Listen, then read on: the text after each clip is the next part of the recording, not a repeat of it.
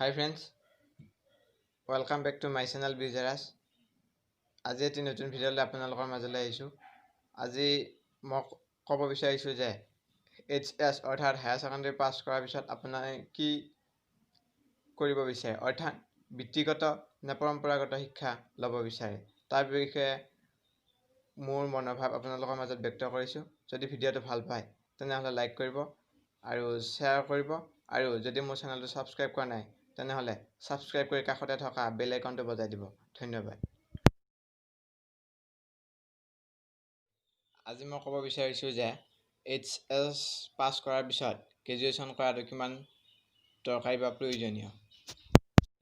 আজি মই ক'ব বিচাৰিছোঁ যে HS পাছ কৰাৰ পিছত গ্ৰেজুৱেশ্যন কৰাটো কিমান দৰকাৰী বা প্ৰয়োজনীয়।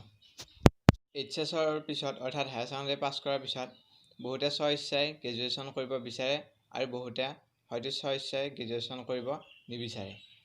গ্ৰেজুৱেশ্যন কৰাটো HSৰ পিছত গ্ৰেজুৱেশ্যন তথা ডিগ্ৰী পঢ়াটো কিমান প্ৰয়োজনীয়।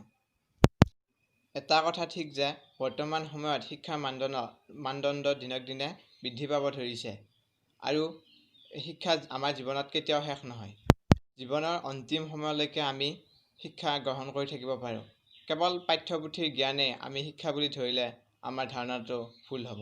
পাঠ্যপুথিৰ লগতে জীৱনত পোৱা সকলো অভিজ্ঞতাই হ'ল আমাৰ শিক্ষা। গতিকে গ্ৰেজুৱেশ্যন কৰিলে বা নকৰিলে বেলেগ শিক্ষা যে ল'ব নোৱাৰি তেনে কোনো কথা নহয়। এনে হ'ল উচ্চ শিক্ষাৰ মান।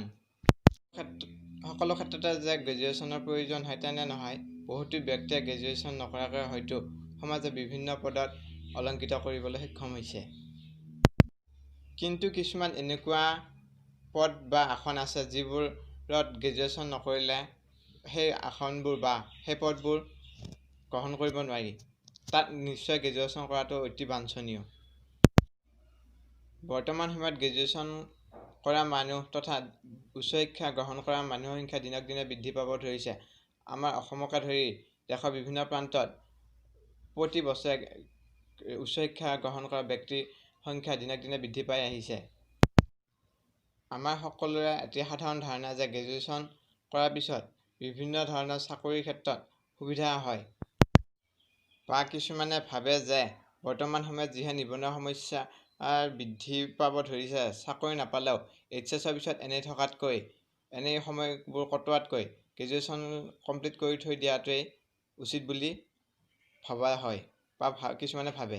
এটা কথা নুই কৰিব নোৱাৰি যে গ্ৰেজুৱেশ্যন কমপ্লিট কৰাৰ পিছত কিছু ক্ষেত্ৰত সুবিধা নোহোৱা নহয়। সুবিধা নিশ্চয় আছে, তথা কিছু চাকৰি বাকৰিৰ পদ তথা আসনৰ ক্ষেত্ৰত হয়তো গ্ৰেজুৱেশ্যন এছেঞ্চিয়েল হয়, বা কিছু লোকৰ তেনেধৰণৰ সপোন থাকে যে যিটো আসন তথা পদৰ বাবে তেখেতে সপোন ৰচিছে সেই আসন তথা পদটোৰ বাবে গ্ৰেজুৱেশ্যন কৰাটো অতি বাঞ্ছনীয়।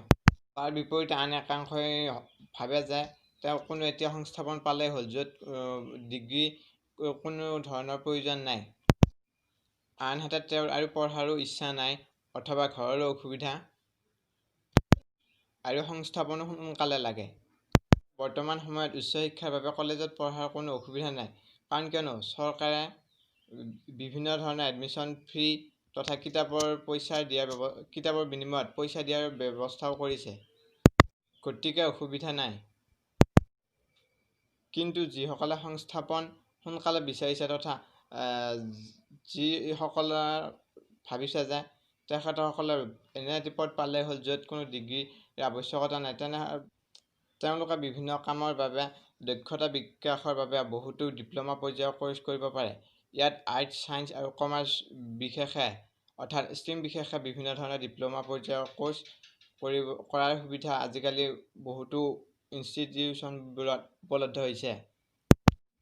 বৰ্তমান সময়ত বিভিন্ন ধৰণৰ ডিপ্ল'মা পৰ্যায়ৰ পাঠ্যক্ৰম উপলব্ধ হোৱা হেতুকে বহুতো ব্যক্তিয়ে তথা বহুতো ছাত্ৰ ছাত্ৰীয়ে ইয়াৰ সুব্যৱহাৰ কৰি বিভিন্ন ধৰণৰ লাভালাভ উঠাবলৈ সক্ষম হৈছে। গতিকে এতিয়া আপুনি আপোনাৰ সিদ্ধান্ত অতি সুন্দৰভাৱে ল'ব পাৰে যে আপুনি পৰম্পৰাগত শিক্ষা নে বৃত্তিগত শিক্ষা ল'ব বিচাৰে।